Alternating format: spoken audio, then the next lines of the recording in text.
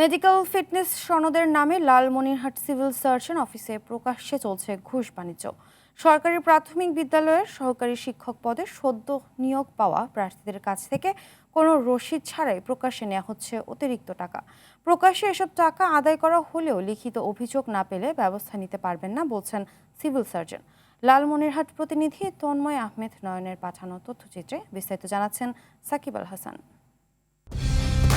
Colour expert, George স্যাপ এবং mild on hands technology সমৃদ্ধ অরিক্স ক্রিস্টাল ওয়াশ আপনার লন্ড্রি এক্সপার্ট। চাকরির চূড়ান্ত ধাপ হিসেবে মেডিকেল ফিটনেস সনদ সংগ্রহ করতে লালমনিরহাট সিভিল সার্জন অফিসে আসেন সরকারি প্রাথমিক বিদ্যালয়ে সহকারী শিক্ষক হিসেবে সদ্য নিয়োগ পাওয়া প্রার্থীরা। কিন্তু ওই দিন সনদপত্র না দিয়ে জানানো হয় পরদিন আসতে। পরদিন অফিসে আসলে জানানো হয় সনদ বাবদ প্রত্যেককে দিতে হবে অতিরিক্ত 200 টাকা। অভিযোগ উঠেছে অফিসের প্রধান সহকারী নারায়ণ চন্দ্র নিম্নপদস্থ কর্মচারী শাহিদকে দিয়ে পরীক্ষার্থীদের কাছ থেকে আদায় করছেন এসব টাকা। কোনো রসিদ ছাড়াই প্রকাশ্যে এভাবে একদিনে 235 জনের কাছ থেকে নেওয়া হয় প্রায় $2.5 লাখ টাকা। গতকালকে কাগজপত্র জমা দিয়ে গেছি, সেই কাগজপত্র হচ্ছে কালকে বললো যে হবে না, আজকে আসেন। আজকে আবার সকালে আসছি, কাগজপত্র জমা দিচ্ছি, সিগনেচার করে এখন বলেছে 200 টাকা দাও। আমি জিজ্ঞাসা করলাম আসলে আপনারা কিসের টাকা চাচ্ছেন? হ্যাঁ, তাদের বক্তব্য হচ্ছে যে আমরা এটা জাস্ট মিষ্টি খাওয়ার জন্য চাচ্ছি।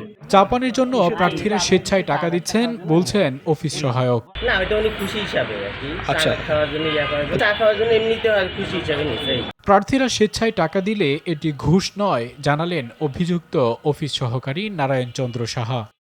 আমি তো কাউকে বিট ধরিস যে আমাকে এত দিতে হবে, 10 টাকা আমি দিই, আমার 2 টাকা থাকে, এটা ঘুষ কি? এটা সোজা কথা।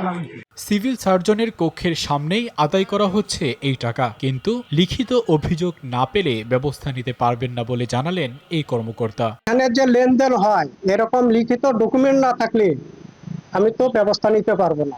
লিখিত ডকুমেন্ট দেন, আপনারা প্রমাণক দেন, আমি এটা তদন্ত সাপেক্ষে এটা ব্যবস্থা নিব। অনিয়মে জড়িতদের বিরুদ্ধে যথাযথ ব্যবস্থা নেওয়ার দাবি ভুক্তভোগীদের।